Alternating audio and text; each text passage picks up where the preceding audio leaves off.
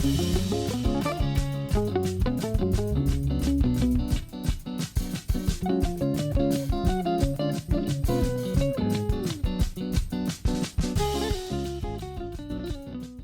in Canada, he shares his experiences to bridge understanding of the service and the challenges faced in conflict zones. He aims to highlight the shared bonds between the Druze and the various Jewish communities, and we're honored to have you join us here today, so thank you.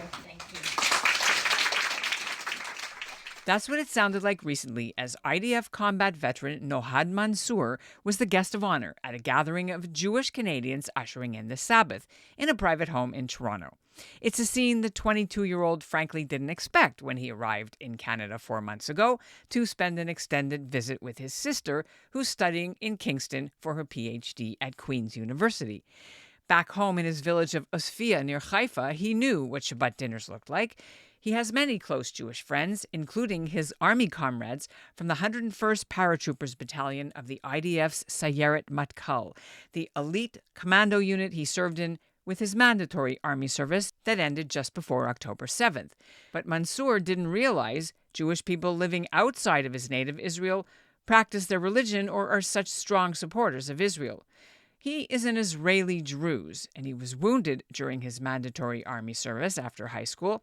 He'd planned to travel when he was released, but instead found himself among hundreds of thousands of Israeli reservists responding to the October 7th Hamas attack. Except the army didn't want to take him, but he convinced them to let him back. How he went from fighting in Khan Yunis to now being hosted by some Canadian Jews is an amazing story, one that the young veteran has begun to tell at synagogues, at grassroots organizations, and in people's living rooms. It's part of his healing journey after he got out of Gaza, when IDF doctors diagnosed him with post-traumatic stress syndrome.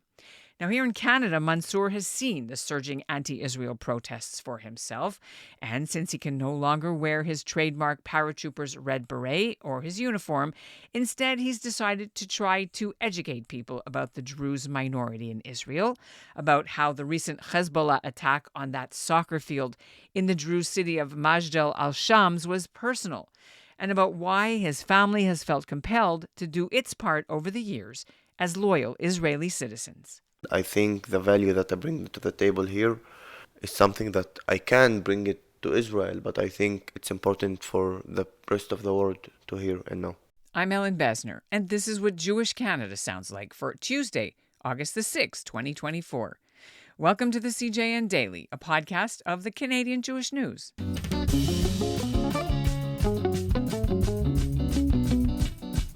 Nohad Mansour got off the plane in March and traveled to see his sister in Kingston at Queen's University. And that's where he met a young Canadian-Israeli university student. The two became friends, and the student's family in Richmond Hill, Ontario, took Mansour in, a convenient place for him to be based now that he started to get his bearings and share his story publicly. He says talking about what happened to him after October 7th is part of his treatment. After rejoining his unit within hours of the Simchat Torah attack, he saw action near the terrifying scenes in the area of the Hamas massacre at the Nova Music Festival, and then into Kfar Aza, where Hamas murdered 69 residents, including his friend, former Army paratrooper buddy Netta Epstein, a dual Israeli-Canadian citizen who jumped onto a Hamas grenade to protect his girlfriend. She lived. Mansour would be deployed into Gaza for the first time as part of the IDF's 4-month battle for Khan Yunis in December.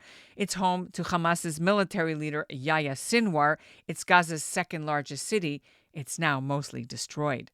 Nohad Mansour joins me to share what his life has been like and why he worries about his family back home above Haifa, right on the Hezbollah firing line. And I guess we should start off by saying, welcome to Canada. How long have you been here? I came in March, the end of March. I went back to Israel for 2 weeks, and then I came back here. So was this the first time you came to Canada? Yeah, it was my first time. Yeah, I landed in -5. I have never experienced cold until I came here. -5 is nothing. Wait till you have -30, -40. But your family, who's back home with for you? My mother, my father, of course, my brother, my other sister, my grandparents, and all of everyone, all of the family, cousins, everything. Okay, and where is, you want to say home for us? I live in Druze village, Isfiya. It's on top of the Carmel mountain. All around us, we have Haifa, Atlit, Yuknam, So how many people would live in that village? and it's a small village, 13,000. And you were born there? Yes, we're born and raised there, and actually, I didn't study there. I studied in Haifa from fifth grade, but So was it a boarding school? yeah, it was 40, 50-minute drive. Yeah, unfortunately, our education level in the village it's not the best, let's say. So I went with like my siblings. Every one of us studied in different school in Haifa. So I didn't know only Ken law. And was it an Israeli school? Yeah, it was Jewish school. Yeah. So I studied Tanakh. I got 77, more than half of my friends, my classmates. So yeah. Did you want to study Tanakh? Because it's not your culture. It's not my culture, but first of all, religion. You know, if you look at the Druze, Muslim, Christian, and Jewish religion, they're all really similar, and a lot of stories that were in the Tanakh I already heard from back home. We also tell the stories. We have a really similar belief between us, and studying Tanakh, studying religion in general, it's something that you can't. It's something that you can learn a lot from, value-wise, lifestyle-wise. I'm glad that I did, and it taught me a lot. Cool. What do your folks do for a living? So my father is a doctor. He works in Rambam. My mother, she works in the government. How far from your house is the soccer field and Majdal Shams, the village? No, it's quite far. I would say 2 hours drive, something like that, to the north. Have you have any family in Majdal Shams? No, I don't have any family there. But you know, the Druze people, you know, they're really similar to the Jewish people, the Jewish community, because we are a small group, we're a minority, and when something happens to someone, it doesn't matter far or close, everyone feels the same feeling, and everyone tries to help. Are your family and are you Israeli citizens? Yeah, of course, of course. Not all Jews are. Most of the Druze in Israel are Israeli citizens, except the people that living in the Golan Heights. But still, a lot of them now are taking citizenship. You finished high school. Yeah. Was it always something that you knew you were going into the army? It's mandatory, or do Druze have to choose? Can they not do it? The Druze people are the only people, the only big group in Israel that has to go to the army, has to go to the army mandatory, which means that if a Druze people doesn't go to the army, I would go to jail just like a normal Jewish person would. When I grew up, it was clear to me that I'm gonna join the army. It was something that my culture and my family and everyone that I know, they pushed me to do it, and it was clear to me that that's the next step for me in my journey. We grow up on this culture. We grow up on joining the army, and I joined the paratroopers. Just like I went after my family heritage, let's say that, because my brother also is a paratrooper and my cousins are also paratroopers, so I needed to stand up to the family standard. Then were you in in fighting during the May 2021, the first Hamas skirmish, the 10 days? I was at the border 2 months after that. It wasn't completely done, but I was in the Gaza border after that, and we secured it, and we had a lot of missions, and it was our first mission after we finished training. So you didn't have to go into Gaza, you were on the Israeli side. Yeah, we were on the border. We would do, we had the border, so maintenance to the border. We need to protect the workers, and here and there you have people. These are the Palestinians that come across, you mean? Or the Israeli workers? No, the Israeli workers which are fixing the border. Understood. And so were you close to Kibbutz Be'eri, Nachal Oz, all those places that everyone now knows? Nohad Oz, Kfar Gaza. What base were you, can you say? Nohad Oz. When you're finished your service, when did you end?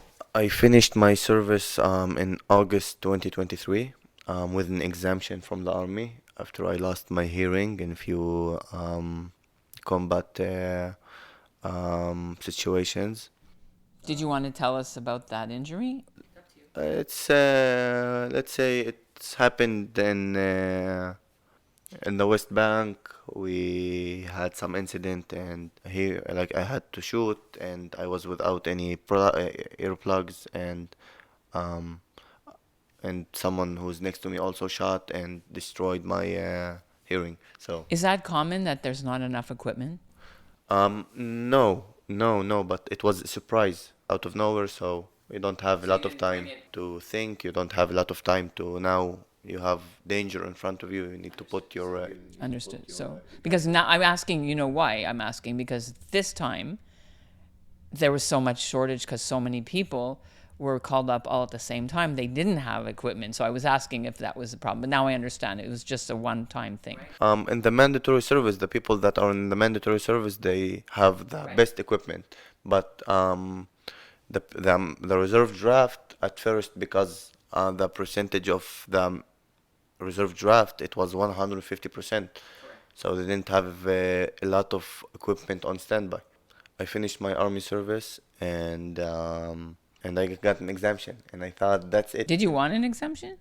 I got it from, like, health-wise, because I couldn't, like, my ears were in a bad situation. They are still, and I thought that's it. I'm done with the army.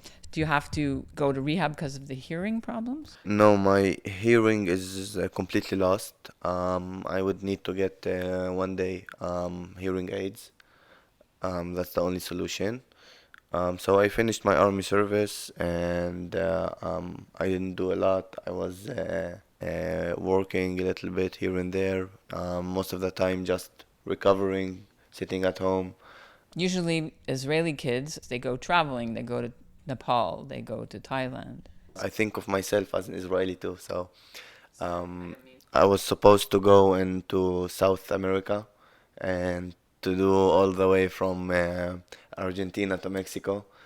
But unfortunately, we all know what happened on the 7th of October. It was a holiday weekend. Were you going to go to the Nova Festival too? October 7th, first of all, my friends were in the Nova Festival. I was at home. I wake up and I see all of the videos and all of the stuff that's happening, and I was in shock. Like, what's happening here? Is this even real? Because I was serving in the Gaza border, I know how it looks. And people telling me that we have a friend from our unit who's not answering, from my team who's not answering the phone. And it's a long story, but he was in the safe room, the safe room, for 8 hours while there was terrorists outside trying to open the door. With that, I have a friend whose name is Neta Epstein, which Canadian. is he? He's one of the 8 Canadians who were killed. That was your friend? He was I'm so with me. sorry. I still have the message on my phone. I sent him a message, Net, are you okay? And 7:30 in the morning, and I get no answer. And few hours later, we know that he jumped on a grenade to save his girlfriend, and she was the only one that survived from the whole street. So I couldn't sit at home, not do anything. I couldn't, and it was something that there is no person with a heart that can't relate to that and can't sit at home and not do anything. So I took myself, and I have an exemption, but I told my parents that the army called me, but no one. Yeah, I lied. And I went to get drafted. At first, they didn't want me. They told me, no, it will take a lot of time until you get approved. You need to sign this, sign that, and all of that stuff. But after 15 hours of me trying to talk to them, they gave me a weapon, and we didn't have any ceramic plating. but we went to Kfar Gaza. We had vests, I think, from the 1980s or something. So we got that, and we actually we used weapons that I never used before. We used an M16, and with all of my army training, I was using an M4. So um, imagine going to war with, and I didn't mention that, but the people that were there, I didn't even know them. I only knew seven of my friends that were with me um, in uh, in the army in my team, but everyone else were 30-year-old, 35-year-old, 45-year-old. I didn't know them. Imagine you're training 2 years and 8 months to go to war with the people that you know, and now when it's showtime, you're going with people that you don't know. So we take ourselves and we go to Kfar Gaza, and in Kfar Gaza, it was insane. This is the word that I think matches what happened there. Insane, literally insane. It was war zone. We arrived in the 8th of October. I think it was 5. You're sitting in your guard, and 200 meters to your left, you hear that there is terrorist here, a terrorist 200 meters to your right, tanks, cars burning, cars with blood inside. It's just horrible. And I was in Kfar Gaza, and Neta used to lived in Kfar Gaza. And what's going through my mind and my friend's mind, because we know Neta personally, is now we're going inside of Kfar Gaza, and there's like maybe small chance that we're gonna see his body or something laying on the ground. So it was insane, insane, insane. And I know the area so good because I was there in 2021, and I see all of this horrific stuff, and it's just hard to explain. Hard to explain. We finished there, and after that we go to training. We went to the north. We were there for 2 months. It was in the Golan Heights. One day, out of nowhere, like we know that one day we were gonna like there's gonna the time will come that we're gonna go into Gaza. We didn't know when. And one day, out of nowhere, they come to us. They give us bulletproof vests and with ceramic plating and everything. And the day after that, they tell us everyone goes now on the bus. We're going somewhere. We didn't know where. But we knew. So we take our stuff, and they tell us, tell your parents, tell your families to meet you tomorrow. And they didn't tell us what happens because we were still with our phones.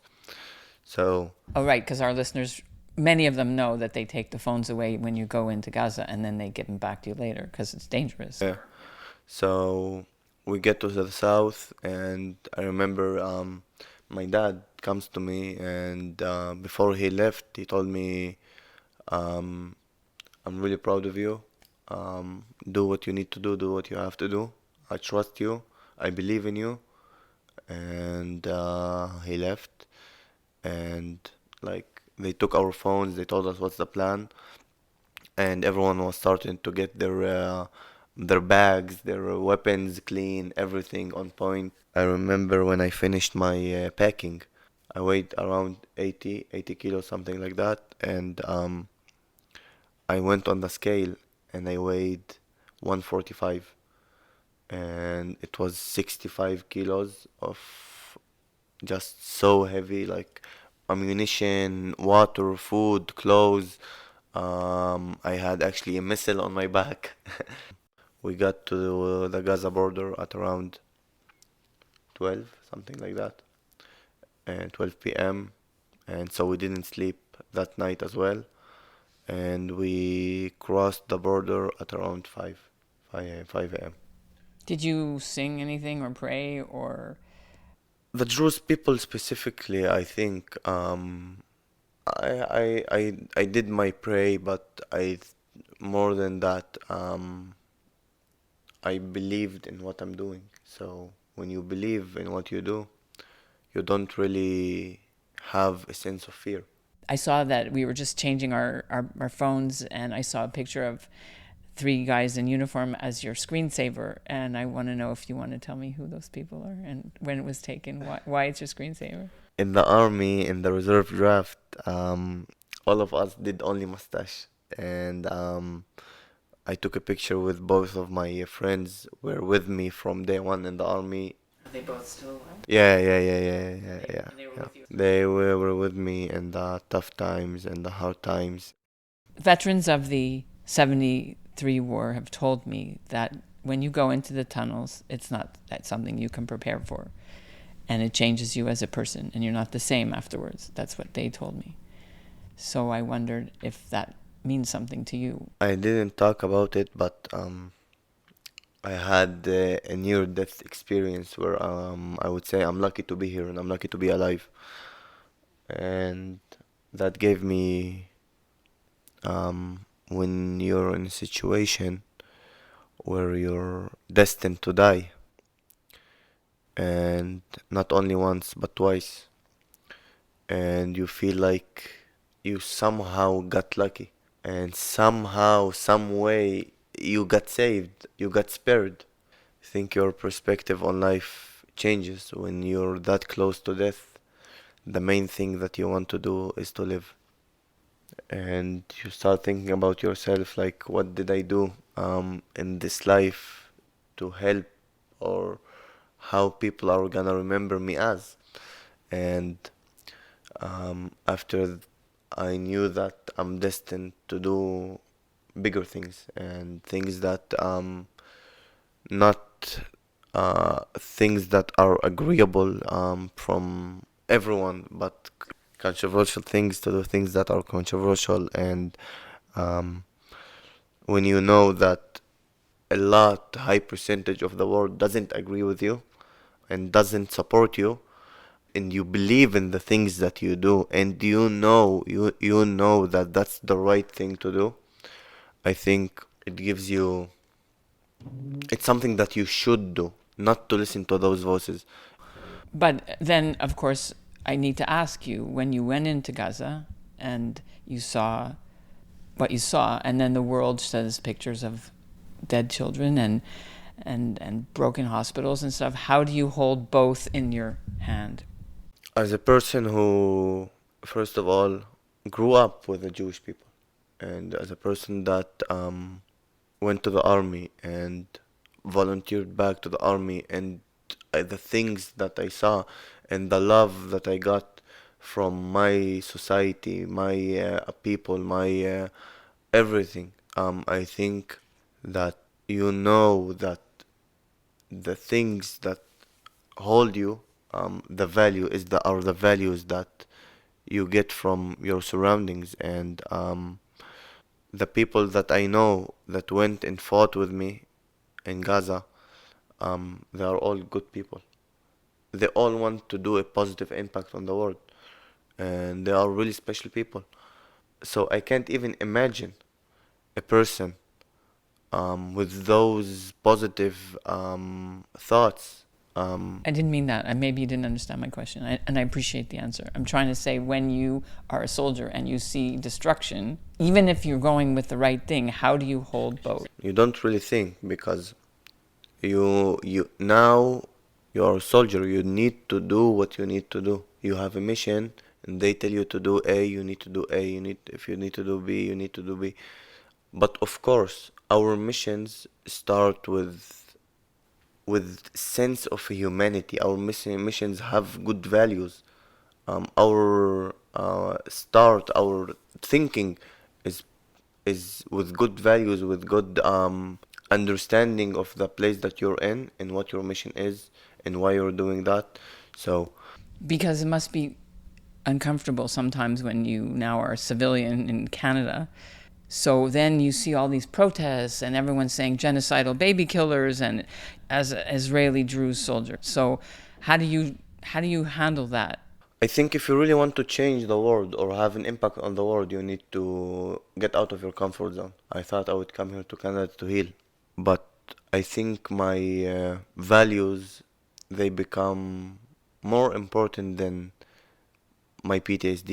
I can look at myself and I can say, okay, I have PTSD, I can stay at home and not do anything, or or with the PTSD and with everything, to go and challenge myself and to go with all of that stuff that's happening to me, not to think about myself now, because if I can change something, I will change something.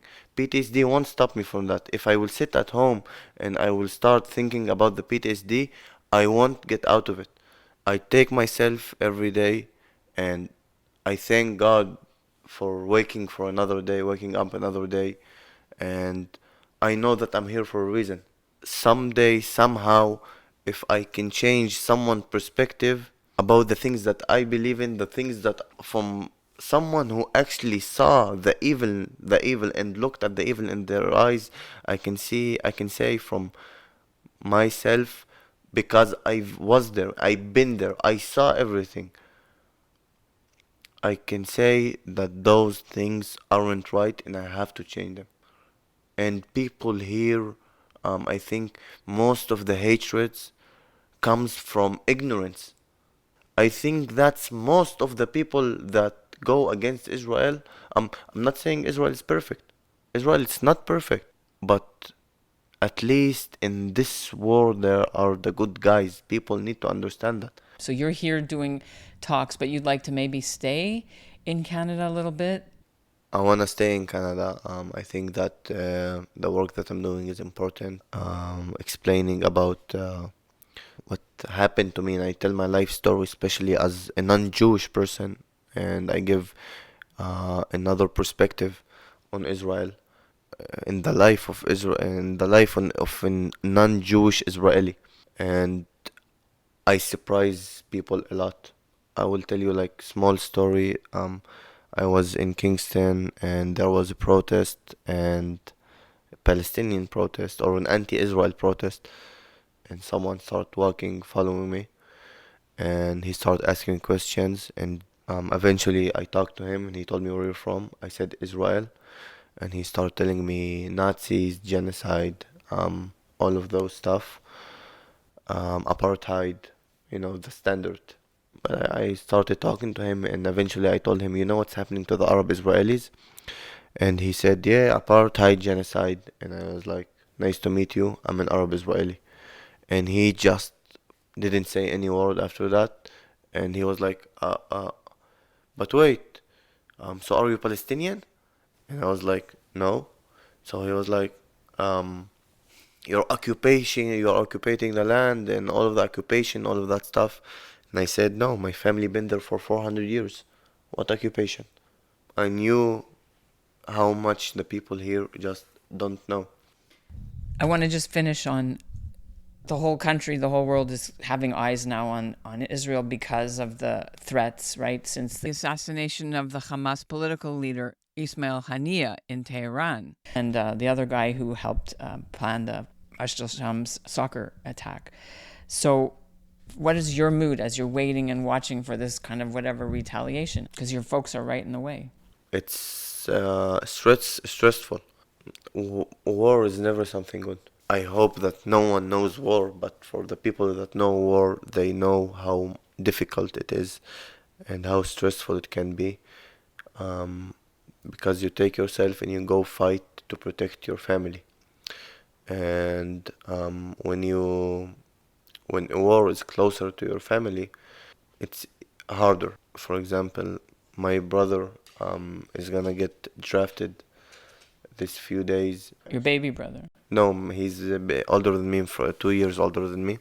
And actually, when I was in Gaza, in the south, in Khan Yunis, he was in the north of Gaza. So it was really hard for my parents, my family in general. And now he's getting called back, and we're trying to keep the positive energy as much as hard as it can get. You said you had 2 near-death experiences, and we skipped over it, but would you like to tell me if they happened during your service or outside your service? Yeah, it happened in Gaza, the first night in Gaza. Um, the first night, the sun went down and it was completely darkness. We were standing three people outside, and my friends that were from like just beside me on the right of me, um, like the bullet just passed right by my leg and hit my friend, and the other bullet scraped my next friend, and I was the only person that was standing outside the middle of the night. So I had to shoot while I'm taking my friend, pulling him from his vest to the house. You guys were on guard duty? Yeah, yeah, Did they survive? yeah.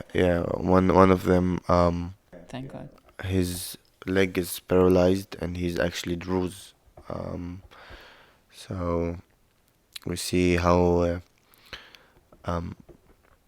it's something that it's a hard experience, but I would like to say one more thing, that um, the Druze people in Israel,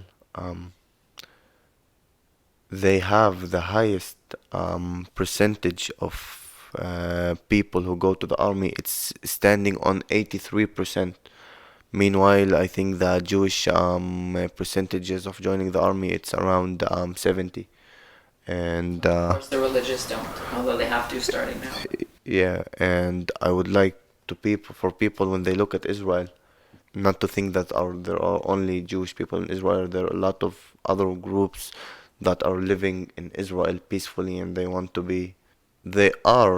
are still wanting to be as much Israeli as possible.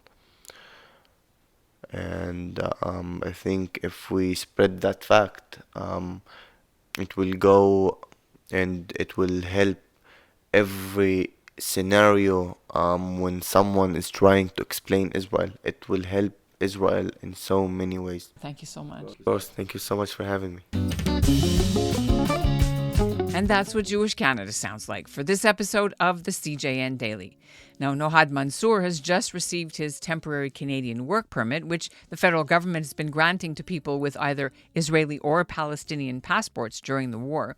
But if you would like to have him speak or offer him some work, you can get in touch with us at the CJN and I'll connect you. As always, I'm at ebessner@thecjn.ca. The CJN Daily is produced by Zachary Judah Kaufman.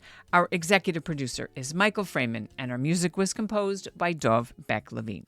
Thanks for listening.